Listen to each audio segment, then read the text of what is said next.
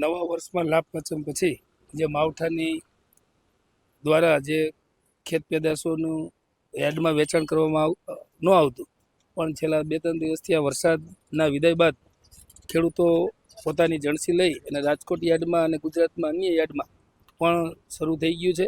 રાજકોટ યાર્ડમાં છેલ્લા 2-3 દિવસમાં 1100થી વધુ વાહન રોજે રોજ જણસી લઈને આવે છે. એમાં કપાસ, મગફળી, સોયાબીન, તલ, કાળા તલ, સિંગફાળા, જીરું આવી 32થી 33 જેટલી જણસીઓ આવે. એમાં ખાસ કરીને મગફળી 900થી લઈ અને 1200 સુધીના ભાવ આવે છે. કપાસના 1400થી લઈ 1600, 1500, 1600ની વચ્ચે એટલો ભાવ આવે છે. અને ખેડૂતોને એ પણ હું ખાતરી આપું સરકારશ્રી દ્વારા ટેકાની ખરીદી ટૂંકા સમયમાં થઈ જશે ચાલુ. એટલે કોઈ ગભરાવાની કે કોઈ ડરવાની જરૂર નથી. કોઈ આપણને કોઈ મિસગાઈડ કરે તો એ પણ જરૂર મને લાગતી નથી. અને સરકાર ઉપર મને પણ પૂરો ભરોસો છે કે ખેડૂતોની સહારે રહેશે.